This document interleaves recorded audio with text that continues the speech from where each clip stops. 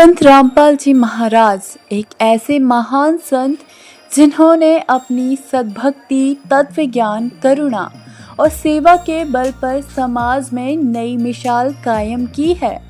संत रामपाल जी महाराज की अगुवाई में उनके सभी सतलोक आश्रमों से समाज कल्याण के अद्भुत कार्यों में समाज को सुनहरे भविष्य की एक नई उम्मीद दिखाई है। संत रामपाल जी महाराज से नाम दीक्षा लेने के बाद लाखों लोगों की लाइलाज बीमारियां जैसे कैंसर, एड्स आदि ठीक हुई। संत जी के ज्ञान से प्रेरित होकर उनके अनुयायियों ने लाखों यूनिट रक्तदान किया। संत जी ने लाखों बहन बेटियों का दहेज मुक्त विवाह करवाया। संत जी ने लाखों लोगों का नशा छुड़वाया। करोड़ों उजड़े परिवार बसे। संत जी के आश्रमों में समागम के दौरान निशुल्क नेत्र चिकित्सा, दंत चिकित्सा प्रदान की जाती है। संत रामपाल जी महाराज द्वारा समय समय पर पर्यावरण संरक्षण के उद्देश्य से बड़े स्तर पर वृक्षारोपण किया जाता है। संत जी ने जरूरतमंदों तक तत्काल राहत पहुंचाने के लिए एम्बुलेंस सेवा शुरू की। संत जी अपने अनुयायियों को देहदान के लिए प्रेरित करते हैं, जिससे मानवता की सेवा और चिकित्सा क्षेत्र में सुधार हो सके। संत रामपाल जी महाराज के सभी आश्रमों में हर रोज निशुल्क भंडारा आयोजित किया जाता है, जहां हर वर्ग, हर जाति और हर धर्म के लोग एक साथ बैठकर भोजन करते हैं।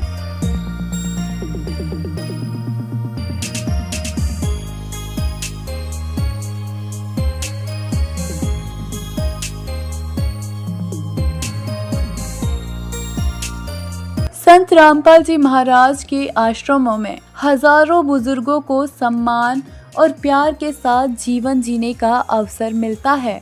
उनके खाने, रहने और स्वास्थ्य की पूरी जिम्मेदारी संत रामपाल जी महाराज उठाते हैं।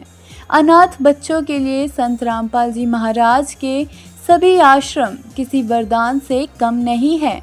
यहाँ उन्हें शिक्षा, संस्कार और भविष्य के लिए बेहतर अवसर प्रदान किए जाते हैं।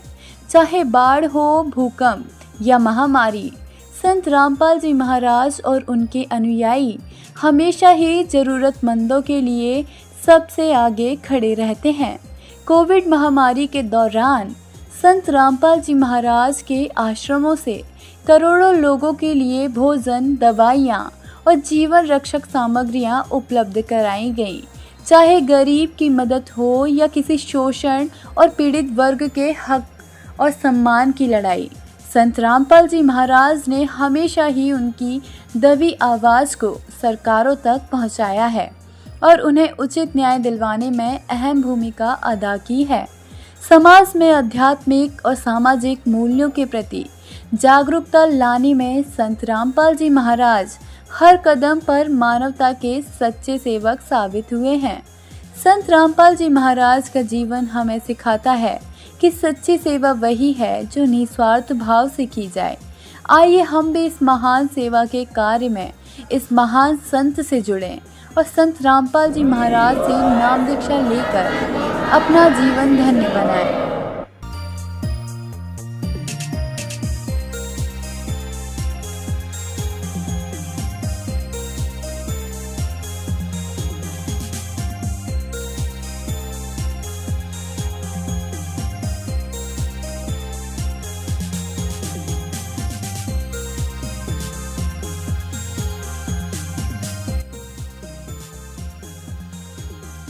और ज्ञान सब ज्ञानड़ी, कबीर ज्ञान सो ज्ञाने। जैसे गोड़ा तोब का अब करता चले मैदाने।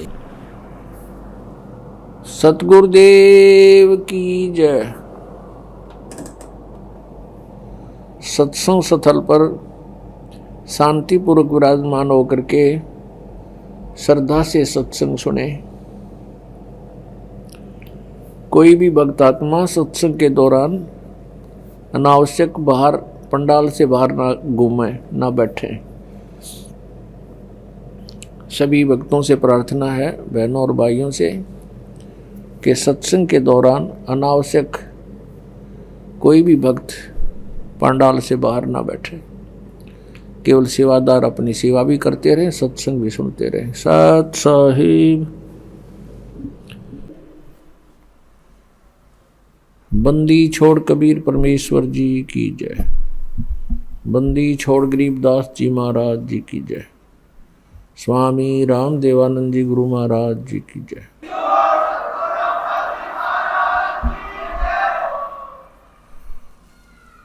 गरीब नमो नमो सतपुरुष को नमस्कार, गुरु की नहीं। सुर नर मुनिजन साधुमा संतों सर्वस्दी नहीं। सतगुरु साहेब संत सब डंडो तुम प्रणाम। आगे पीछे मध्य हुए तिनको जा कुर्बान। नराकार निर्विषम काल जाल वैभंजनम। निर्लेपम निज निर्गुणम अकल अनुपवेशोन्दनम। सोहम सुरति समापतम सकल समाना निर्तल। उज्ज्वल हिरंबर हरदमम बेपरवा अथाह वार पार नहीं मध्यतम। गरीब जो सुमर सिद्ध होई, गणनायक गलताना करो अनुग्रह सोई, पारस पद परवाना। आदि गणेश मनाऊं, गणनायक देवन देवा। चरण कमल लौलाऊं, आद्यंत करूं सेवा। परम शक्ति संगीतम, रिद्धि सिद्धाता सोई। अवगत गुणे अतीतम, सत्पुरुष निर्मोही। जगदम्बा जगदीशम, मंगल रूप मुरारी। तन मन अर्पों शीसम, भक्ति मुक्ति भंडारी। सुर नर मुनि जन ध्यावे, ब्रह्मा विष्णु महेशा। शेष सहस मुख गावे, पूज्य आदि गणेशा। इंद्र कुबेर सरीखा, वरुण धर्म राय जावे। समर्थ जीवन जी का, मन इच्छा फल पावे। 33 कोटि आधारा, ध्यावे शेष 88। उतरे भव जल पारा, कट है यम की फांसी। 33 कोटि आधारा, ध्यावे शेष 88। उतरे भव जल पारा, कट है यम की फांसी।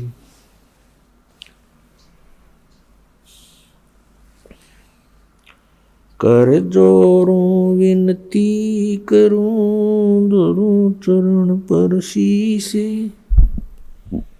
गुरु जी राम देवानंद जी महाराज ने दियो नाम बख्शीश। कोटि कोटि सिजदा करूं, कोटि कोटि प्रणाम। चरण कमल में राखियो, मैं बांधी जाम गुलाम। मुकुता हूँ गुरुदेव का, रामपाल दास का नाम। गले प्रेम की जेवड़ी, जाखें चोहा जाऊं। तो करो तो बावड़ूं, दूर दूर करो तो जाऊं। ज्यों राखो त्यों ही रहूं, जो देवो सुख। परम पिता परमात्मा पूर्ण ब्रह्म, सारी सृष्टि के रचनहार, कुल मालिक कबीर परमेश्वर जी की असीम कृपा से हम सभी प्राणियों को सत्संग सुनने को उपलब्ध हुआ। पुण्यात्माओं, सत्संग के अंदर यह जानकारी दी जाती है कि ये मानव शरीर प्राणी को किस उद्देश्य से प्राप्त हुआ है। हम अन्य प्राणियों को देखते हैं, जो क्रियाएं वो कर रहे हैं वो मनुष्य भी कर रहा है। यदि मनुष्य का इतना ही कार्य होता जितना पशु और पक्षी करते हैं, संतानों उत्पत्ति, उनकी परवरिश और फिर मृत्यु, तो मानव शरीर की कोई आवश्यकता नहीं थी। सत्संग से जानकारी होती है कि मानव शरीर का एक बहुत ही अनमोल कार्य इन क्रियाओं से भिन्न है। और ये दूसरे शब्दों में ये कहें कि मनुष्य जीवन का मूल कार्य ही अन्य है। वो कौन सा है? वो सत्संग से पता चलता है कि आत्म कल्याण करवाना ये मनुष्य जीवन का मुख्य उद्देश्य है। और इसी के लिए मनुष्य जीवन का एक सुअवसर प्राप्त होता है। इस सुअवसर को हम सत्संग के अभाव से, तत्वज्ञान न प्राप्त होने के कारण पशु पक्षियों जैसी क्रियाओं में ही व्यर्थ कर चले जाते हैं। और जिस दिन सत्संग प्राप्त होता है, सत्संग के वचन हमारे हृदय में पहुंचते हैं, आत्मा अज्ञान से जागकर ज्ञान ग्रहण करती है, उस समय इसको पिछले गए हुए समय का बहुत पश्चाताप होता है। पुण्यात्माओं, हम कहाँ रह रहे हैं? ये कैसा लोक है? और यहाँ जन्म मृत्यु हो रही है। किसी भी प्राणी को एक सेकंड का ये विश्वास नहीं कि मैं यहाँ रहूँगा कि नहीं रहूँगा। और हम फिर भी सतर्क नहीं हो रहे। हमें हमारे अंदर डर नहीं रहा। इतना तो डर है कि मेरी मृत्यु ना हो जाए। अन्य की होती है तो कारण जानकर हम संतुष्ट हो जाते हैं कि कैसे मृत्यु हुई, रोगी था, अच्छा रोगी था। दूसरे की पता लगता है कैसे मृत्यु हुई, दुर्घटना हो गई, अच्छा दुर्घटना से हो गई। तो हमें ये चिंता नहीं बनती कि कभी ऐसा हमारे साथ भी होगा। तो ये सब कारण क्या है? इसका एक कारण तो ये है कि इसका विकल्प का ज्ञान नहीं था हमें, कि ये तैसा सबके साथ होता है, होता रहेगा। इसका विकल्प क्या है, ये ज्ञान नहीं था। और ये ज्ञान होगा इस सत्संग से। और सत्संग विश्व में आकर के केवल परमात्मा ही फरमाते हैं। पूर्ण परमात्मा ही स्वयं आकर के सत्संग यानी तत्व ज्ञान प्रचार करते हैं। उस परमात्मा के अतिरिक्त जो भी सत्संग का नाम लेकर के वचन सुनाए जाते हैं वो सत्संग नहीं होता। वो जनता को मिसगाइड करना और सच्चाई से दूर रखना ही वो उन वचनों का कार्य होता है। जैसा कि आप जी कोई सत्संग सुनने को प्राप्त हुआ और ये दास वो सत्संग सुनाता है जो परमात्मा ने आकर के स्वयं अपने मुख कमल से बोला था,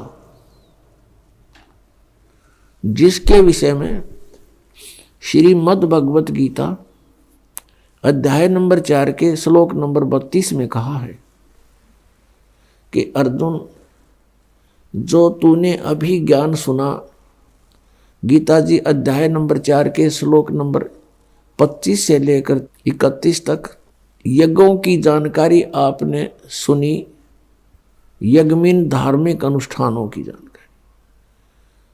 तो कोई किसी प्रकार से साधना करता है, कोई किसी प्रकार से कोई देवताओं की पूजा करता है, कोई केवल स्वाध्याय ही करता रहता है, कोई प्राणायाम करके ही संतुष्ट है, कोई अहिंसावादी तीक्ष्ण व्रत रखता है, जैसे मुंह पर पट्टी बांध कर नंगे पैरों घूमना। और ये सभी साधक अपनी अपनी क्रियाओं को पापनाशक जानते हैं। पाप नाशक का अर्थ है परमात्मा प्राप्ति। जब जीव के पाप नाश हो जाएंगे यानी ये शुद्ध हो जाएगा तो परमात्मा मिलेगा। तो कहने का भाव ये है कि चौथे अध्याय के 32वें श्लोक में जो बताया है कि सभी साधक अपनी अपनी साधनाओं को सत्य मानकर यानी पाप नाशक जानते हैं। यदि इनको ये पता चल जाए कि साधना व्यर्थ है तो कोई भी ना करे, उनको तुरंत त्याग देगा। तो यहाँ चौथे अध्याय के 32वें श्लोक में बताया है कि जो 25 से लेकर 31 तक धार्मिक अनुष्ठानों की जो जानकारी है यज्ञों की, इस प्रकार के विस्तार के साथ धार्मिक अनुष्ठानों की जानकारी सच्चिदानंद घन ब्रह्म की वाणी में विस्तार के साथ कहे गए हैं। यहां चौथे अध्याय के 32वें श्लोक में श्रीमद् भगवत गीता में के मूल पाठ में लिखा है कि ब्रह्मणे मुखे। यह अनुवादकर्ताओं ने गड़बड़ कर दी, ब्रह्मणे मुखे का अर्थ कर दिया इन्होंने। ब्रह्मणे मुखे का अर्थ गलत कर दिया, वेद की वाणी कर दिया, जबकि इसका अर्थ बनता है सच्चिदानंद घन ब्रह्म की वाणी। ब्रह्मणे मुखे का अर्थ सच्चिदानंद घन ब्रह्म की वाणी बनता है। श्रीमद् भगवत गीता अध्याय नंबर 17 के श्लोक 23 में इन्हीं अनुवादकर्ताओं ने ब्रह्मणे का अर्थ किया है सच्चिदानंद घन ब्रह्म। वहां ठीक कर दिया क्योंकि यहां विचलित हो गए। तो चौथे अध्याय के 32वें श्लोक में सच्चिदानंद इस ब्रह्मणे मुखे का अर्थ जाने सच्चिदानंद घन ब्रह्म की वाणी में। यहां पर मुखे शब्द लिखा है, ब्रह्मणे मुखे। मुखे का अर्थ होता है जो वाणी परमात्मा ने स्वयं यहां धरती पर प्रकट होकर अपने मुख कमल से बोली है, वो है तत्व ज्ञान कबीर वाणी। उस कबीर वाणी में यहां लिखना था, उस कबीर वाणी में विस्तार के साथ कहे गए हैं। और उनको जानने के बाद फिर तू सर्वथा कर्म बंधन से मुक्त हो जाएगा। तो सच्चिदानंद घन ब्रह्म ने स्वयं आकर के अपनी वाणी में जो ज्ञान दिया है वो ज्ञान है, शेष अज्ञान है। जैसे अभी तक हम अज्ञान आधार से सुना करते थे कि श्री ब्रह्मा जी, विष्णु जी, शिव जी ये अजरो अमर हैं, सर्वेश्वर हैं, इनके कोई माता पिता अर्थात जनक नहीं है। ये अज्ञान था, सत्संग नहीं था। जबकि इनकी जीवनी में लिखा है कि ये नाशवान है, इनकी जन्म मृत्यु होती है, दुर्गा इनकी माता है और काल रूपी ब्रह्म इनका पिता है। तो ये अज्ञान था। अब यहाँ थोड़ा सा प्रमाण देना पड़ेगा, नहीं तो भक्त प्रथम बार इस बात को सुनेगा कि ब्रह्मा विष्णु महेश नाशवान है, इनकी जन्म मृत्यु होती है, तो बिदक जागा और हो सकता है फिर ये कभी वचन भी ना सुने। उसका दुर्भाग्य होगा, क्योंकि सच्चाई से दूर भागना नहीं चाहिए। सच्चाई को धैर्यपूर्वक सुनना चाहिए, फिर विचार करना चाहिए कि सचमुच ये कितना सत्य है। और सत्य है तो फिर सत्य के लिए हम भटक रहे हैं। सत्य मिला और हमें अपना कल्याण हुआ। अभी तक हम असत्य में भटक रहे थे, असत्य साधना कर रहे थे, असत्य ज्ञान सुन रहे थे, असत्य परमात्माओं पर आश्रित थे। अब हमें सत्य मिलेगा तो ग्रहण करेंगे, हमारा सबका मोक्ष हो जाएगा। अब देखिएगा, थोड़ा प्रमाण दिखाते हैं श्री देवी पुराण में। देखिएगा, श्रीमद् देवी भागवत गीता प्रेस गोरखपुर से प्रकाशित है। और इसके कौन है संपादक? हनुमान प्रसाद पोदार चिमनलाल गोस्वामी। और ये गीता प्रेस गोरखपुर से प्रकाशित है, मुद्रित भी वहीं से है। गीता प्रेस प्रकाशक एवं मुद्रक हैं गीता प्रेस गोरखपुर, गोविंद भवन कार्यालय, कोलकाता का संस्थान। इसके 123 पृष्ठ को ही पढ़ेंगे, इसमें बहुत से संशय दूर हो जाएंगे।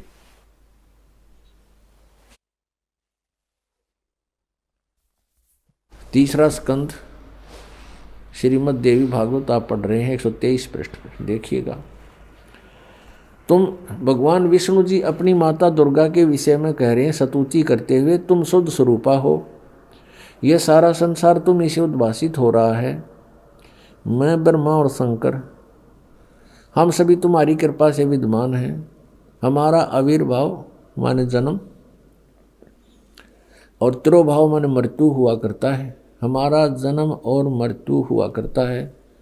केवल तुम ही नित्य हो, जगत जननी हो, प्रकृति और सनातनी देवी हो।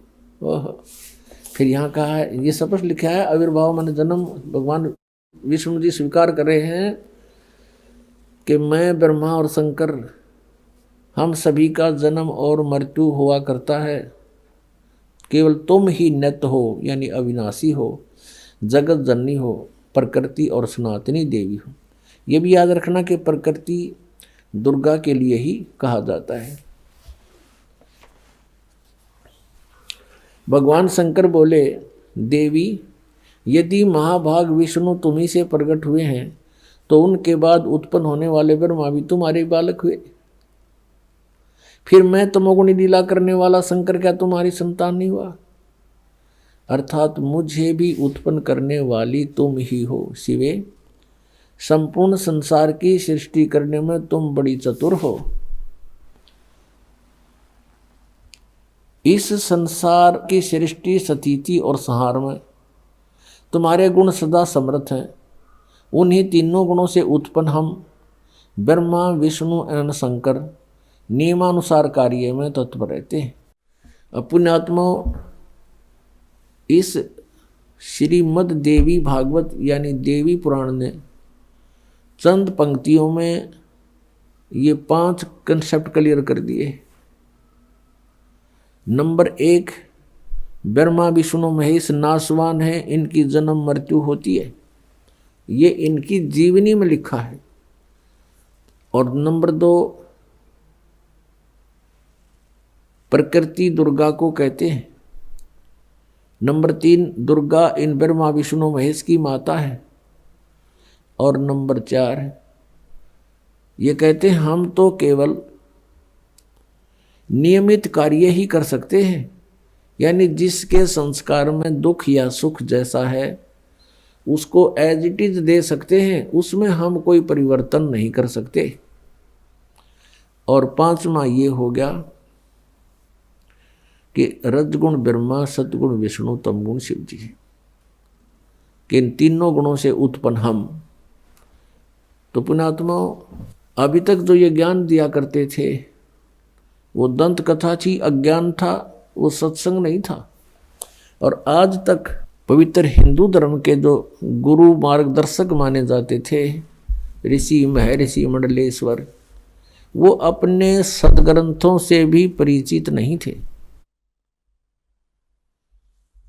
विचारणीय विषय है कि एक अध्यापक विद्यार्थियों को आउट ऑफ सिलेबस पढ़ाता है, पाठ्यक्रम से अलग ज्ञान देता है, वो उनका मित्र नहीं शत्रु है।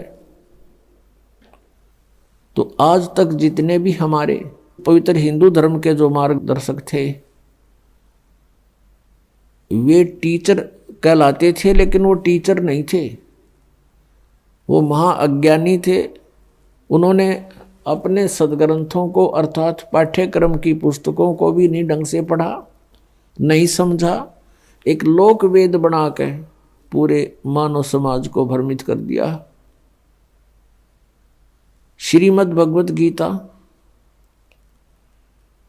लगभग 5500 वर्ष पूर्व श्री वेद व्यास जी द्वारा लिपिबद्ध की गई थी और श्री कृष्ण जी के शरीर में प्रवेश करके ब्रह्म ने, सर्वपुरुष ने अर्थात काल भगवान ने यह बोली थी। इस दास को परमात्मा कबीर देव जी ने दिव्य दृष्टि दी, यानी ज्ञान दृष्टि दी। उसके बाद इसका यथार्थ अनुवाद हुआ। इससे पूर्व, इस दास से पूर्व जितने भी आज तक अनुवाद करता है गीता जी के, उन्होंने अर्थों के अनर्थ कर डाले। उदाहरण के तौर पर 7वें अध्याय के 18वें श्लोक में गीता ज्ञानदाता कहता है कि अर्जुन, ये ज्ञानी आत्मा, जैसे गीता जी अध्याय नंबर 7 के श्लोक नंबर 12 से लेकर 15 तक तो तीनों गुणों, रजगुण ब्रह्मा, सतगुण विष्णु, तमगुण शिव जी की सतिथि बताई है। और ये भी कहा है कि इन तक जिनकी बुद्धि सीमित है वो अन्य किसी की बात सुनने को तैयार नहीं, वो मेरी भक्ति भी नहीं करते। फिर गीता ज्ञानदाता कहता है, ये ब्रह्म सरपुरुष 16वें और 17वें श्लोक में कि मेरी भक्ति भी 4 प्रकार के करते हैं। एक अर्थार्थी, आरत नंबर 2, और नंबर 3 जिज्ञासु, नंबर 4 ज्ञानी। इन तीनों को तो रिजेक्ट किया है, अर्थार्थी, आर्थ और जिज्ञासु को। ज्ञानी के विषय में कहा कि ज्ञानी आत्मा है तो अच्छी, 7वें अध्याय के 18वें श्लोक में, लेकिन ये मेरे वाली ही अनुत्तम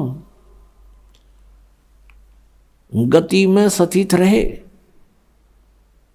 अब यहां अनुत्तम का अर्थ एक 6ठी कक्षा के बच्चे से पूछ लीजिए। उत्तम माने अच्छा, यानी गुड, और अनुत्तम माने बैड। यदि कोई व्यक्ति कहीं पर बैड का अर्थ, इंग्लिश में बैड का अर्थ और गुड करता है, श्रेष्ठ करता है, तो महामूर्ख है वो। तो यहां इन्होंने अनुत्तम का अर्थ अति उत्तम कर दिया। कारण क्या रहा? अज्ञान। इनको पता नहीं था कि ब्रह्मा विष्णु महेश से ऊपर भी कोई शक्ति है। इनको ये भी नहीं मालूम था कि गीता जी का ज्ञान श्री कृष्ण नहीं बोल रहे, उसके अंदर प्रवेश करके ये श्री काल भगवान बोल रहे हैं। जो गीता जी अध्याय नंबर 11 के श्लोक नंबर 32 में कहता है कि अर्जुन, मैं काल हूं, सबको खाने के लिए आया हूं, अब प्रवृत्त हुआ हूं, और तू युद्ध ना करेगा तो भी मारूंगा इनको। और 11वें अध्याय के 21वें श्लोक में अर्जुन कह रहा कि भगवान, आप तो इन देवताओं को भी खा रहे हो, आप ऋषियों को भी खा रहे हो, और ये सब सिद्धों के समुदाय आपके समक्ष वेद मंत्रों से आपकी स्तुति भी कर रहे हैं, आपसे मंगल कामना भी कर रहे हैं, और आप इन सब को खा रहे हो। तब इसने 11वें अध्याय के 32वें श्लोक में कहा कि अर्जुन, मैं काल हूं और अब प्रवृत्त हुआ हूं, अब आया हूं, मैं अब प्रकट हुआ हूं। नहीं, श्री कृष्ण जी तो अर्जुन के साथ पहले से ही रहते थे, संबंधी थे उसके। और अर्जुन फिर ये पूछ रहा है कि हे महानुभाव, तुम कौन हो? मैं आपको नहीं जानता। एक रिश्तेदार ने नहीं जाने, कोई बात हुई है? तो उस समय श्री कृष्ण नहीं, श्री कृष्ण से बाहर निकलकर वो काल अपना स्वरूप दिखा रहा था कि अर्जुन, ये है मेरा विराट रूप।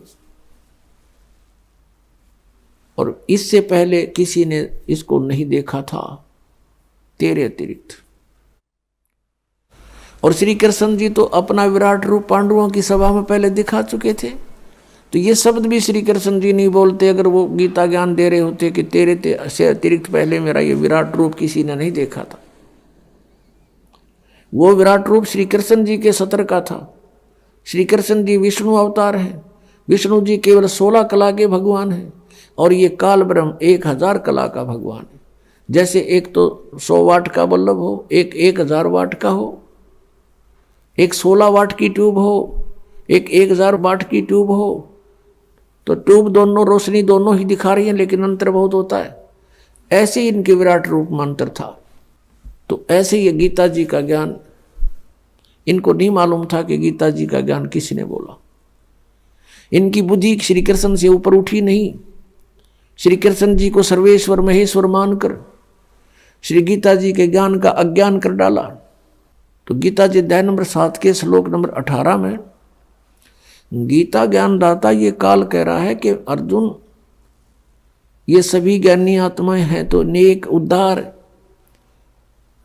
ये परमात्मा पाने के लिए अपना सर्वस्व न्यौछावर किए हुए हैं, लेकिन ये मेरे वाली घटिया अनुत्तम गति में ही स्थित हैं। अब पुण्यात्माओं, अब ब्रह्म की साधना को यानी काल अपनी साधना को अनुत्तम क्यों कहा? अब यहां विचार करो। श्रीमद् भगवत गीता ज्ञानदाता गीता अध्याय नंबर 4 के श्लोक नंबर 5 और 9 में, गीता अध्याय नंबर 2 के श्लोक नंबर 12 में, गीता अध्याय नंबर 10 के श्लोक नंबर 2 में यह स्पष्ट करता है कि अर्जुन, तेरे और मेरे बहुत जन्म हो चुके। तू नहीं जानता, मैं जानता हूं। मेरे जन्म और कर्म अलौकिक हैं। फिर गीता ज्ञानदाता स्वयं कहता है कि अर्जुन 8वें अध्याय के 13वें श्लोक में कि मेरी भक्ति कर, और मेरी भक्ति का जो मंत्र है श्रीमद् भगवद गीता अध्याय नंबर 8 के श्लोक नंबर 5 और 7 में और 13 में, अध्याय 8 के 13 में, ये इसका निष्कर्ष समझो ऐसा है कि गीता ज्ञानदाता कहता कि अर्जुन तू मेरी भक्ति कर, युद्ध भी कर और मुझे प्राप्त होगा। और मेरे पाने का मंत्र है 8वें अध्याय के 13वें श्लोक में स्पष्ट किया है, ओम इति एकाक्षरम ब्रह्म व्यवहारण मामनुसमरण यह परियाति तजम देहम स याति परमाम गतिम। मुझ ब्रह्म का केवल एक ओम मंत्र है, नथिंग एल्स। यह एक ओम मंत्र है और अंतिम श्वास तक सिमरण करता हुआ जो शरीर त्याग कर जाता है, उच्चारण करके श्रवण करता हुआ शरीर छोड़कर जाता है, तो मेरे वाली परम गति को प्राप्त होता है। अब ओम के नाम से जो गति होनी है वो क्या है? क्या मोक्ष होगा? कितना मोक्ष होगा? कि ब्रह्मलोक प्राप्ति होगी। 8वें अध्याय के 16वें श्लोक में गीता जी में लिखा है कि अर्जुन, ब्रह्मलोक पर्यंत सभी प्राणी पुनरावृत्ति में हैं। पुनरावृत्ति का अर्थ है वहां गए हुए प्राणी भी पुनर्जन्म को प्राप्त होते हैं, पूर्ण मोक्ष नहीं होता। और यह अनुवादकर्ताओं ने 8वें अध्याय के 16वें श्लोक में अनुवाद गलत कर दिया। इन्होंने कर दिया कि मुझे प्राप्त प्राणी का पुनर्जन्म नहीं होता।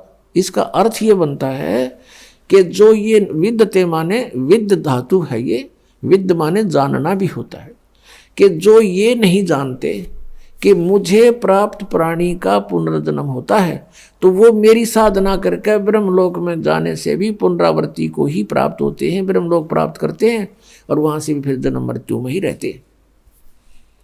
यदि यहाँ इनके अनुवाद को सही माने गीता अनुवादकर्ताओं का कि मुझे प्राप्त प्राणी का, गीता ज्ञानदाता कह रहा है कि मुझे प्राप्त प्राणी का पुनर्जन्म नहीं होता। ये गीता जी अध्याय नंबर 4 के श्लोक 5, 9, गीता अध्याय नंबर 2 का श्लोक 12 और गीता अध्याय नंबर 10 का श्लोक 2 ये झूठे हो जाते हैं कि ये कहता है मेरे भी जन्म मृत्यु हो, तेरे साधक के भी, यानी तू मेरा साधक है तो तेरे भी जन्म मृत्यु होंगे अर्जुन। तो यहां इन्होंने अर्थों के अनर्थ कर डाले। अब गीता जी अध्याय नंबर 17 के श्लोक नंबर 23 में कहा कि ओम तत्सत इति निर्देश है ब्रह्मण त्रिविध समर्थ है। ब्रह्मण माने सच्चिदानंद घन ब्रह्म का 3 मंत्र के ओम तत्सत मंत्र की साधना का निर्देश है, नथिंग एल्स। और कोई मंत्र नहीं उस परमात्मा के पाने का, यानी पूर्ण मोक्ष कराने का। अब गीता जी अध्याय नंबर 8 के श्लोक नंबर 1 में अर्जुन ने पूछा कि आपने 7वें अध्याय के 29वें श्लोक में जिस तत्ब्रह्म के विषय में कहा कि तत्ब्रह्म को जानकर, सारे अध्यात्म को जानकर और पूरे सब कर्मों से परिचित प्राणी केवल जरा और मरण से मुक्ति पाने के लिए प्रयत्न करते हैं, वो संसार की किसी वस्तु की इच्छा नहीं रखते। तो 8वें अध्याय के प्रथम श्लोक में पूछा फिर किम तत्ब्रह्म, वो तत्ब्रह्म, वो परमात्मा कौन है, वो परमेश्वर कौन है। 8वें अध्याय के 3रे श्लोक में गीता ज्ञानदाता ने कहा कि वो परम अक्षर ब्रह्म है, यानी गीता ज्ञानदाता से कोई अन्य है वो। और फिर 15वें अध्याय के 1 से लेकर 4वें श्लोक में और 18वें अध्याय के 62वें श्लोक में गीता ज्ञानदाता अपने से अन्य किसी परम अक्षर ब्रह्म यानी सर्वशक्तिमान की शरण में जाने को कह रहा है। उसकी कृपा से ही तू परम शांति को और सनातन परम धाम को प्राप्त होगा। 18वें अध्याय के 62वें श्लोक में। और गीता जी अध्याय नंबर 15 के श्लोक 1 से 4 का निष्कर्ष है कि उल्टा लटका हुआ संसार रूपी वृक्ष है और इसके सभी पार्ट्स को, सभी भागों को जो व्यक्ति जानता है, स वेदवित, वो वेद के तात्पर्य को जानने वाला है, अर्थात वो तत्वदर्शी संत है। गीता जी अध्याय नंबर 4 के श्लोक नंबर 32 में आपने अभी सुना, उसमें कहा कि जो अभी तक आपको ज्ञान बताया मैंने, चौथे अध्याय के 25 से लेकर 31 तक मंत्रों में, कोई ऐसी साधना करता है, कोई ऐसे यज्ञ करता है, कोई ऐसे यज्ञ माने धार्मिक अनुष्ठान करता है, उनसे हटकर चौथे अध्याय के 32वें श्लोक में कहा कि इस प्रकार की बहुत से विस्तार के साथ यज्ञों की जानकारी, धार्मिक अनुष्ठानों की जानकारी सच्चिदानंद घन ब्रह्म यानी ब्रह्मणे मुखे, वो सच्चिदानंद घन ब्रह्म की वाणी में लिखा है और वो तत्व ज्ञान है। चौथे अध्याय के 34वें श्लोक में कहा कि उस ज्ञान को तू तत्वदर्शी संतों के पास जाकर समझ, उनको दंडवत प्रणाम करने से, कपट छोड़कर प्रश्न करने से वो तत्वदर्शी संत तुझे परमात्म तत्व का ज्ञान कराएंगे, उस तत्व ज्ञान से परिचित कराएंगे। तो यहाँ 15वें अध्याय के 1 से लेकर 4 में तत्वदर्शी संत की पहचान बताई है। वो कैसा होगा? ऊर्ध्व मूलम अधः शाखम अश्वत्थम प्राहु अव्यम छंदासी यस्य प्रणानी ये तम वेद स वेदवित। ऊपर को जड़ वाला, नीचे को तीनों गुण रूपी शाखा वाला, ये एक अविनाशी पीपल का वृक्ष तुल जानो, इस संसार रूपी वृक्ष समझो, और इसके पत्ते आदि सभी विभाग हैं, छंद हैं, और यह तम वेद इस अज्ञान में छुपे हुए इस संसार रूपी वृक्ष के सभी विभागों को जो जानता है, स वेदवित, वह तत्वदर्शी संत है, वह वेद के तात्पर्य को जानने वाला। 15वें अध्याय के 1 से लेकर 4 का जो तात्पर्य है श्लोक का, कि वो तत्वदर्शी संत है और इस संसार रूपी वृक्ष की ऊपर को जड़ है, नीचे को तीनों गुण रूपी शाखा है। रजगुण ब्रह्मा, सदगुण विष्णु, तमगुण शिव जी तो शाखा है। गीता ज्ञानदाता कहता है कि इसके बारे में तत्वदर्शी संत बताएंगे। उसने केवल इतना ही कहकर छोड़ दिया है। फिर कहा कि तत्वदर्शी संत की प्राप्ति के उपरांत परमेश्वर के उस परम पद की खोज करनी चाहिए। 15वें अध्याय के 4 श्लोक में परमेश्वर के उस परम पद की खोज करनी चाहिए, जहां जाने के बाद साधक फिर लौटकर कभी संसार में नहीं आते। ये है वो वास्तव परम गति, ये है पूर्ण मोक्ष जो परम अक्षर ब्रह्म दे सकता है। ये ब्रह्म नहीं दे सकता, ये काल नहीं दे सकता, गीता ज्ञान दाता नहीं दे सकता। और जब तक जन्म मृत्यु समाप्त नहीं होगी तो सुख शांति नहीं हो सकती। इसलिए गीता जी अध्याय नंबर 18 के श्लोक 62 में कहा कि अर्जुन तू सर्वभाव से उस परमेश्वर की शरण में जा, और उस परमेश्वर की कृपा से ही तू परम शांति को और शाश्वतम स्थानम यानी सनातन परम धाम को प्राप्त होगा। वो है वो परम पद जहां जाने के बाद कभी लौटकर संसार में नहीं आते। वो सत्यलोक है, शाश्वत स्थान, सदा रहने वाला स्थान यानी सत्यलोक। हम फिर लौट कर आते हैं 7वें अध्याय के 18वें श्लोक पर। गीता जी अध्याय नंबर 8 के श्लोक नंबर अब 1 में अर्जुन ने पूछा कि किम तत्परम, उसका उत्तर दिया 3 श्लोक में 8वें अध्याय के में कि वो परम अक्षर ब्रह्म है। 8वें अध्याय के 5 और 7 में तो गीता ज्ञानदाता कहता है मेरी भक्ति कर मुझे प्राप्त होगा, लेकिन युद्ध करना ही पड़ेगा। यानी यहाँ शांति नहीं, ओम से शांति कभी नहीं हो सकती। ओम के जाप से जन्म मृत्यु सदा रहेगी और कर्म ये युद्ध करना ही पड़ेगा।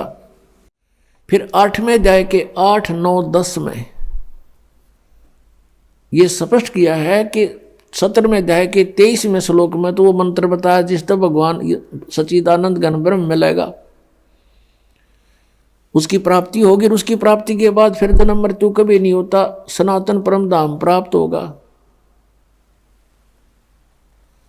तो यहां बताया कि उसकी भक्ति जो करता है, तत्वदर्शी संत की खोज करके, तत्वदर्शी संत से ये उपदेश प्राप्त करके, ओम तत्सत का, ओम तत्सत ये जाप नहीं है, ओम तो सीधा सरपुरुष का, ब्रह्म का, और तत् और सत ये सांकेतिक है। तत् है ये अक्षर पुरुष का, और सत है ये परम अक्षर ब्रह्म का, परम अक्षर पुरुष का, जो 8वें अध्याय के 3रे श्लोक में जिसके विषय में जानकारी दी। श्रीमद् भगवद गीता अध्याय नंबर 15 के श्लोक नंबर 16 और 17 में 3 पुरुष हैं, सरपुरुष अक्षर पुरुष। 16वें श्लोक में कहा कि सरपुरुष और अक्षर पुरुष ये 2 प्रकार के प्रभु हैं, परमात्मा हैं। वास्तव में परमात्मा नहीं है, लेकिन इनको भी परमात्मा कहते हैं। ये इनके अंतर्गत जितने प्राणी हैं और इनके सभी के स्थूल शरीर यानी नाशवान है, ये भी नाशवान है, दोनों प्रभु यानी पुरुष, और इनके अंतर्गत जितने प्राणी वो भी नाशवान है। जीवात्मा तो किसी की भी नहीं मरती, वो तो गधे कुत्ते की भी ना मरती। अब 15वें अध्याय के 17वें श्लोक में फिर कंसेप्ट क्लियर कर दिया कि उत्तम पुरुष है तू अन्य है। उत्तम पुरुष वो श्रेष्ठ परमात्मा, वो परम अक्षर ब्रह्म की तरफ संकेत है, जो संसार रूपी वृक्ष की मूल है, और उस मूल से सबको आहार प्राप्त होता है। पूरे संसार रूपी वृक्ष का उसी से पोषण होता है, वृद्धि को प्राप्त होता है। तो 15वें अध्याय के 17वें श्लोक में गीता ज्ञानदाता कह रहा है कि वो उत्तम पुरुष है तो अन्य है, और परमात्मा इति उदाहरते, जिसको परमात्मा कहा जाता है। और वो उत्तम पुरुष श्रेष्ठ परमात्मा तो कोई और है 16वें श्लोक में वर्णित इन दोनों सरपुरुष और अक्षर पुरुष से कोई और है। वो कौन है? वो परम अक्षर पुरुष है। परम अक्षर ब्रह्म कहो, परम अक्षर पुरुष कहो, उसको पूर्ण ब्रह्म कहो, या उसको सत्य पुरुष कहो। सत्य माने अविनाशी, पुरुष माने प्रभु। और वही यह लोक चरण आविष्य विवर्ती, वही तीनों लोकों में प्रवेश करके सबका धारण पोषण करता है। अवय ईश्वर है, वो है वास्तव में अविनाशी परमेश्वर, वो है वास्तव में अविनाशी परमेश्वर। अब 8वें अध्याय के 8, 9, 10 श्लोक में स्पष्ट किया है कि अर्जुन जो उस परम अक्षर ब्रह्म की साधना करता है, जो 8वें अध्याय के 3रे श्लोक में गीता ज्ञानदाता जिसके विषय बता रहा है, उसकी जो भक्ति करता है उस मंत्र से, जो तत्वदर्शी संत से प्राप्त करके, वो फिर उसी को प्राप्त होता है। उसको प्राप्त होता है तो वो अविनाशी परमात्मा है, वो तो सतलोक में रहता है, सनातन परम धाम में रहता है। तो इस प्रकार जीव का मोक्ष होता है। अब हमारी पवित्र श्रीमद् भगवद गीता ये ज्ञान दे रहा है, और गीता ज्ञानदाता अपनी साधना को अनुत्तम बता रहा है, और ये अज्ञान आधार से अनुवाद करता हमारे गुरु, पूर्व के गुरु जो थे अज्ञानी, इन्होंने अनुत्तम का अर्थ ही अति उत्तम कर डाला 7वें अध्याय के 18वें श्लोक में और 7वें अध्याय के 24वें श्लोक में इन अनर्थ कर डाले।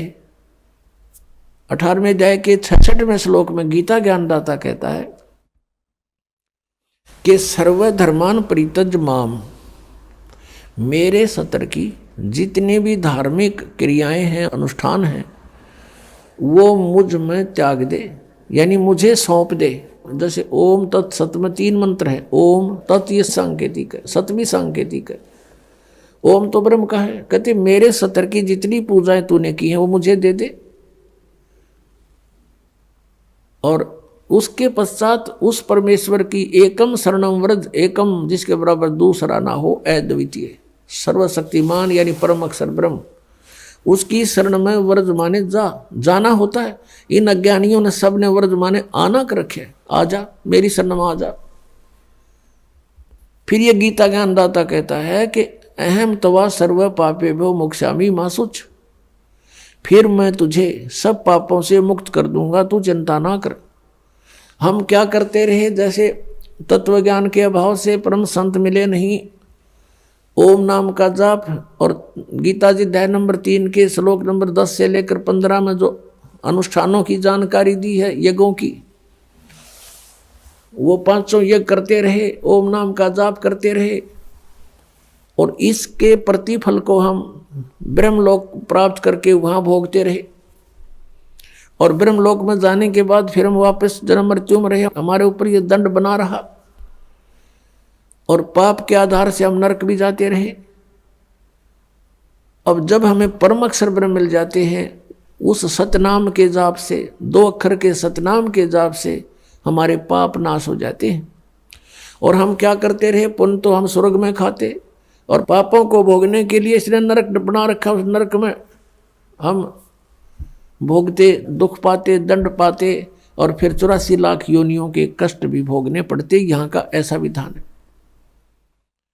तो ये क्या कहता है कि जब तू उसकी शरण में चला जाएगा तो मेरे सतर का जो अपना पुण्य था वो बर्बाद कर देते थे, उस पुण्यों को हम इसको दे देंगे। हम इसके ऋणी हैं। कैसे ऋणी हैं कि इस काल भगवान ने 70 युग तपस्या करके और 64 युग एक,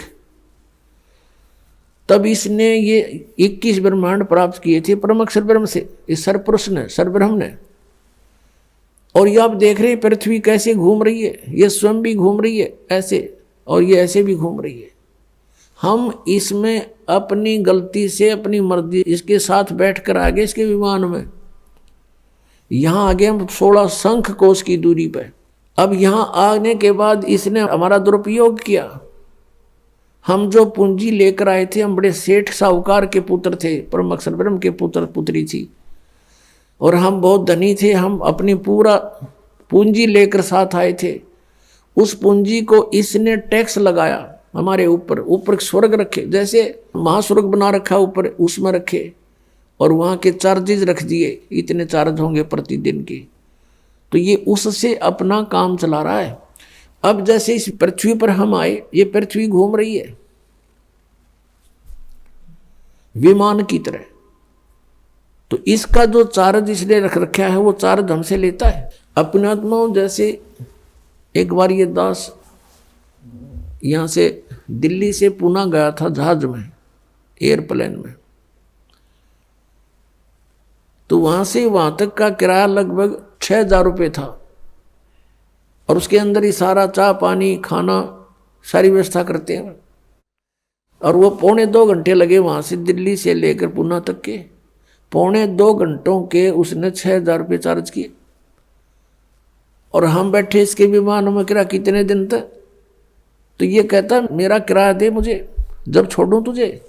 हम फिर इसका किराया दे देंगे इसको। अब फिर हम इसके जो पूंजी को बर्बाद करते थे वो ना करके इसका जितना चार्ज है इस भक्ति का, इसके सतर की भक्ति का, इसको दे देंगे। फिर ये हमें गधे कुत्ते सुअर नहीं बनाएगा या बांध कर नहीं रखेगा। इसलिए 18वें अध्याय के 66वें श्लोक में ये गीता ज्ञानदाता सरपुरुष है, श्री कृष्ण में बोल रहा है। ये ब्रह्म है, ये काल है, 21 ब्रह्मांड का स्वामी है। हम इसके लोक में यहाँ रह रहे हैं। तो ये कह रहा है कि मेरे सतर की सर्वधर्मान परित्यज माम, 18वें अध्याय के 66वें श्लोक, मेरे सतर के सभी धार्मिक अनुष्ठान पूजाएं मुझे दे दे, मुझे त्याग दे, छोड़ दे, मेरा ऋण मुक्त हो, मेरा कर्जा दे। फिर एकम शरणम व्रज, फिर उस सर्वशक्तिमान परमात्मा की शरण में व्रज माने जाओ, परम अक्षर ब्रह्म की शरण में जाओ। और इन अज्ञानियों ने सब ने अनुवाद कर रखा आओ, यानी गो माने जाना होता है, अंग्रेजी का वर्ड है।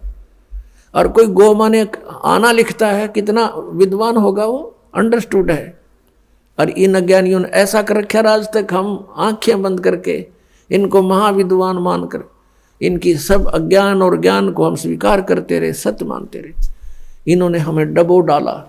अब श्रीमद् भगवत गीता में श्री कृष्ण जी का कोई रोल नहीं है, ये पूरा रोल काल का है। काल ये सरपुरुष है, किस ब्रह्मांड का स्वामी है। और इसने यहाँ सांप लगा हुआ 1 लाख मानव शरीरधारी प्राणियों का निताहार करने का, जिस कारण से इसने हमें अज्ञानी बना करके यहाँ बाई फोर्स रोका हुआ है, बलपूर्वक रोक रखा है। सब कार्य बलपूर्वक करवाता है। हमारे अंदर ऐसा इसने फीड कर दिए गुण है कि हम ये प्राणी विवश होकर के उनके वश कार्य करता। जैसे कोई शराब भांग पी लेता है, फिर उस जीव के वश का नहीं रहता, वो कैसी गतिविधि करे। तो ऐसे हमारे साथ इसने कर रखा है। बच्चे उत्पन्न कराता है, खाता है। आप जैसे कसाई बकरियों को इकट्ठा छोड़ देता है, वो संतान उत्पत्ति करते हैं अपनी वासना के वश होकर के, और उन बच्चों में उनकी खूब ममता भी होती है। और काल उनको कसाई खाता है और वो उनको अपने बच्चे मानते रहते हैं। यही सतीथि परमात्मा कबीर जी ने बताई कि तुम यहाँ कसाई के लोक में रह रहे हो, इस काल के लोक में रह रहे हो, और यहाँ तुम्हारी जन्म मृत्यु कभी समाप्त नहीं हो सकती। और ये दुख तुम्हें सदा बने रहेंगे, चाहे स्वर्ग में जाओ चाहे महास्वर्ग में जाओ, इसके में वहाँ पूरा होते ही समय वापस फिर यहाँ लौट कर आना पड़ेगा। तो प्रसंग चल रहा है कि हम यहाँ उसी पर आते हैं कि 7वें अध्याय के 18वें श्लोक में गीता ज्ञानदाता ने अपनी साधना, अपनी गति को भी अनुत्तम कहा है, अश्रेष्ठ कहा है, क्योंकि जन्म मृत्यु मिटे नहीं, पूर्ण मोक्ष हो नहीं सकता, सनातन परम धाम प्राप्त नहीं हो सकता, और सनातन परम धाम प्राप्त हुए बिना शांति नहीं हो सकती। तो वो गति फिर व्यर्थ है, यूजलेस है, अनुत्तम है, घटिया है। इसका उदाहरण देते हैं। क्या बताते हैं? परमात्मा कबीर देव जी ने अपना तत्व ज्ञान अर्थात सच्चिदानंद घन ब्रह्म की वाणी स्वयं आकर के बोली है, और वही ज्ञान आदरणीय गरीबदास साहिब जी में फीड करके उनके मुख कमल से बाहर निकलवाया है। उसमें क्या बताया है?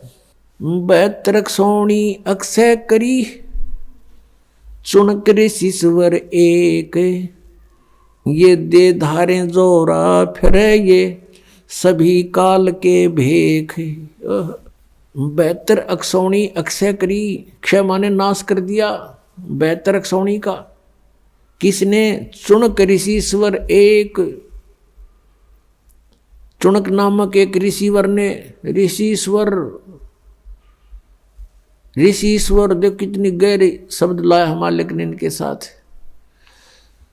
एक तो ऋषि सिंपल, एक ऋषिश्वर, ऋषियों में भी श्रेष्ठों से भी श्रेष्ठ। उस ऋषि के ये लक्षण हैं क्या? कि 72 अक्षौणी मानदाता चक्रवर्ती राजा की 72 अक्षौणी का नाश कर दिया, खा गया। अक्षय करी, 72 अक्षौणी अक्षय करी, चुनक ऋषिश्वर एक, ये दे धारे जोरा फिरे, ये सभी काल के बेख। दे धारे जोरा, जोरा माने मौत है। जिनको तुम ऋषि महर्षि मानते थे, परमात्मा कहते हैं, और जो ब्रह्म तक के पुजारी थे, ईश्वर पुरुष के पुजारी थे, ओम नाम का जाप करते थे, वेदों अनुसार वो कहते हैं हम साधना करते हैं, वो काल तक के पुजारी हैं, ब्रह्म तक के पुजारी हैं, काल के भेख हैं, यानी काल के उपासक हैं। भेख होता है उपासक समूह, उसमें से ये एक है। कहते हैं या दे धारे जोरा फिरे, तुम ऋषि समझो, ये तो एटम बम फिरे हैं शरीरदारी, ये मौत फिरे चलती फिरती, जरा सा कोई कह दे उसमें फूक दें, ऐसी सिद्धियों से युक्त है ये, और तुम ऋषि में ऋषि मानते उनको। तो यहां बताए हैं कि इस काल के पुजारी, इसलिए ये अनुत्तम है ये साधना कि 72 अक्षौणी अक्षय करी, चुनक ऋषिश्वर एक, और ये दे धारे जोरा फिरे, तुम ऋषि को हो, ये तब मौत आंड है या मौत भटक रही है, तुम्हें जरा सा छेड़ दिया, इसके प्रतिकूल कार्य थोड़ा सा भी कर दिया, वचन से ही तुम्हें भस्म कर दे। और ये सभी काल के भेख है। दुर्वासा को पेतहा समझ न आई नीचे, 56 करोड़ यादव कटे, मची रुधिर की कीचे। परमात्मा बता रहे हैं कि दुर्वासा को पे तहा और समझ न आई नीच। देखा हम तो दुर्वासा जैसे न महर्षि तोब माने थे, और परमात्मा इनको नीच कहता है। ये इसे नीच थे। कैसे थे कि 56 करोड़ यादव कटे और मची रुधिर की कीच। कीच माने गारा, कीचड़े। ओए होए, ये दे धारे जोरा फिरे, सभी काल के भेख है। अब एक समय अभी दोनों उदाहरण सुनाते हैं आपको। अब ये जैसे चुनक ऋषि थे, ये ज्ञानी आत्मा थी। अब फिर आते हैं हम 7वें अध्याय के 16 और 17 और 18 पर। इसमें लिखा है कि 4 प्रकार के साधक मेरी साधना करते हैं। ब्रह्म कह रहा है, गीता ज्ञानदाता सरपुरुष श्री कृष्ण में प्रवेश करके बोल रहा है, कह रहा है कि मेरी साधना नहीं, ब्रह्म साधना भी 4 प्रकार की करते हैं। नंबर 1 अर्थार्थी और जिज्ञासु और ज्ञानी। अर्थ तो होते हैं जो संकट निवारण के लिए वेद मंत्रों के द्वारा ही कोई अनुष्ठान करते हैं। अर्थार्थी वो होते हैं जो धन लाभ के लिए, अपने व्यवसाय में बढ़ोतरी के लिए, वृद्धि के लिए वेद मंत्रों से ही कुछ जंतर मंत्र करते हैं वो, और किसी और अन्य किसी ग्रंथ से कोई सहयोग नहीं लेते। और तीसरे जिज्ञासु, जैसे ये जो न परमात्मा की चाहने वाली आत्माएं घर से बाहर निकली भद्र पुरुष और संतों को मिले, ऋषि महर्षियों से मिले, उनसे ज्ञान प्राप्त करके और स्वयं ही वक्ता बन गए, परमात्मा पाने की चेष्टा नहीं करी। उन जिज्ञासुओं ने ज्ञान ग्रहण करने की इच्छा में जीवन व्यर्थ कर दिया और वक्ता बनकर सुनाने लग गए। ये भी तीनों व्यर्थ बताए हैं। और चौथा ज्ञानी, ये चौथी प्रकार का जो ज्ञानी है, इसके विषय में कहा कि ये मुझे पसंद है और इसको मैं पसंद हूं, इसको मैं अच्छा लगता हूं और ये मुझे अच्छा लगता है। कौन कहता है? गीता ज्ञानदाता। अब गीता ज्ञानदाता इसको अच्छा क्यों बताते हैं? क्योंकि 7वें अध्याय के 12 से लेकर 15 में तीनों गुणों रजगुण ब्रह्मा सतगुण विष्णु तमगुण शिव जी की साधना करने वालों को गीता ज्ञानदाता कहता है कि ये राक्षस स्वभाव को धारण किए हुए मनुष्यों में नीच दूषित कर्म करने वाले मूर्ख मेरी भक्ति नहीं करते। गीता जी अध्याय नंबर 7 के श्लोक नंबर 12 से 15 में तीनों गुण रजगुण ब्रह्मा सतगुण विष्णु तमगुण शिव जी की जो साधना करते हैं और इन्हीं तक जिनकी बुद्धि सीमित है, वो मेरी भक्ति नहीं करते। ये मूर्ख अपनी भक्ति के विषय में बता रहा है, ये 4 प्रकार के करते हैं। इन 4 प्रकार में से भी फिर ज्ञानी को कहता है कि ये ज्ञानी मुझे पसंद है, मुझे अच्छा लगता है क्योंकि इसने मेरी भक्ति की, और इसको मैं अच्छा लगता हूं क्योंकि ज्ञानी वो होता है जिसको ये ज्ञान हो जाए कि भाई मनुष्य जीवन का उद्देश्य क्या है। उसको उद्देश्य का पता लगता है कि इस उद्देश्य केवल यही है कि मोक्ष हो, जन्म और मृत्यु से छुटकारा हो। और वेदों में लिखा है कि जन्म और मृत्यु का छुटकारा तो केवल परम अक्षर ब्रह्म की शरण में जाने से होगा। एक विचार करना पुण्यात्माओं, जैसे अभी आपको सुनाया कि 18वें अध्याय के 62वें श्लोक में कहा है कि अर्जुन तू सर्वभाव से उस परमेश्वर की शरण में जा, उसकी कृपा से ही तू परम शांति को और सनातन परम धाम को प्राप्त होगा। गीता जी अध्याय नंबर 15 के श्लोक नंबर 1 से 4 में कहा कि उल्टे लटके हुए संसार रूपी वृक्ष को जो जानता वो तत्वदर्शी संत है, उसके सभी भाग बता देता है। तो उसके पश्चात परमेश्वर के उस परम पद की खोज करनी चाहिए तत्वदर्शी संत की प्राप्ति के उपरांत, जहाँ जाने के बाद साधक फिर लौट कर कभी संसार में नहीं आते। और अपनी जानकारी चौथे अध्याय के 5वें और 9वें श्लोक में, दूसरे अध्याय के 12वें श्लोक में, 10वें अध्याय के दूसरे श्लोक में गीता ज्ञानदाता कहता है, अर्जुन तेरे और मेरे बहुत जन्म हो चुके, तू नहीं जानता मैं जानता हूं। तो इसे सिद्ध हो गया कि वो अपने से किसी अन्य परम अक्षर ब्रह्म की तरफ संकेत करा कि उसकी शरण में जाने से मोक्ष होगा। तो इन ज्ञानी आत्माओं ने वेदों को पढ़ा, क्योंकि श्रीमद् भगवद गीता 4 पवित्र वेदों का सारांश है, कोड वर्ड इसमें अधिक है, और उसको तत्वदर्शी संत ही जान सकता है। गीता ज्ञानदाता भी अपरिचित है, उसने ऑप्शन छोड़ दिया है कि तत्वदर्शी संत बताएगा। तो इन ज्ञानी आत्माओं को जिन्होंने वेदों को पढ़ा, उसमें उनको ये जानकारी होगी कि तीनों गुण की भक्ति नहीं करनी चाहिए, इसे मोक्ष नहीं हो सकता। फिर उनको ये भी ज्ञान हुआ कि मनुष्य जीवन केवल मोक्ष प्राप्ति के लिए प्राप्त है। फिर इनको वेदों से ये भी जानकारी हुई कि पूर्ण मोक्ष तो उस समर्थ शक्ति से होगा, पूर्ण परमात्मा से होगा। अब 4 वेदों में केवल वे ऑफ वर्शिप तो ब्रह्म तक की है, और जानकारी परम अक्षर ब्रह्म की अत्यधिक है। अब इनको तत्वदर्शी संत नहीं मिला, ऋषियों को, ज्ञानियों को। उन्होंने स्वयं निष्कर्ष निकाला श्री ब्रह्मा जी से डिस्कस करके, क्योंकि श्री ब्रह्मा जी को चारों वेद प्राप्त हुए थे सागर मंथन में, और ब्रह्मा जी ने वेदों को पढ़ा जैसा उसने समझा, क्योंकि इनकी बुद्धि ब्रह्म के हाथ में है, काल के हाथ में है। और ब्रह्मा जी का जब जन्म हुआ और उसको जब वो युवा हुआ तब तक वो बेहोश था, अचेत था। फिर कमल के फूल पर इसको रख दिया गया, वहाँ इसको सचेत किया गया। तो इसने देखा मैं कहाँ से आ गया, मेरा क्या उद्देश्य है। तो इस काल भगवान ने आकाशवाणी करी कि तप करो, तप करो। ब्रह्मा जी ने 1000 वर्ष तक तप किया। जब इसमें सिद्धि आ गई, उच्चारज हो गया, तब इसने आकाशवाणी करी कि अब सृष्टि करो। तो वो जो आकाशवाणी थी वह थी तो ब्रह्म की, इस काल की, सरपुरुष की। और ब्रह्मा ने सोच लिया ये परमात्मा की आकाशवाणी है, तप करना। ये तो इसको वेद प्राप्त होने से पहले आकाशवाणी हो चुकी थी।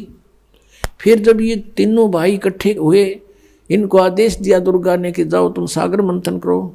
तो दुर्गा जी के आदेश से तीनों ने, रजगुण ब्रह्मा, सतगुण विष्णु, तमगुण शिव जी ने सागर मंथन किया। प्रथम बार ये 4 वेद निकले, चारों वेद ब्रह्मा को प्राप्त हुए। फिर ब्रह्मा जी ने पढ़ा, तो ब्रह्मा जी ने वेदों में, जैसे यजुर्वेद अध्याय नंबर 40 के मंत्र नंबर 15 में स्पष्ट किया है कि वायु अनिलम भस्मांतम अथिदम अमृतम, वायु अनिलम अमृतम अथिदम भस्मांतम शरीरम, ओम कर्तु समर, किल्वे समर और कर्तुम समर। ओम नाम का जाप काम करते करते सिमरण करो, विशेष कसक के साथ यानी श्रद्धा के साथ सिमरण करो, किलबलाहट के साथ, ररंकार धुन से। यानी एक ऐसी ररंकार धुन, ये नहीं ये नाम देते हैं 5 नाम, उनमें नहीं। ररंकार का अर्थ है जैसे मरता हुआ आदमी अपनी जीवन याचना करता है, ऐसे ऐसे इस मंत्र में श्रद्धा रखे जो भी जाप करे।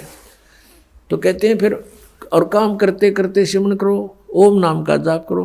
तो ऋषियों ने ये जान लिया कि ओम इज द मंत्र ऑफ कंप्लीट गॉड।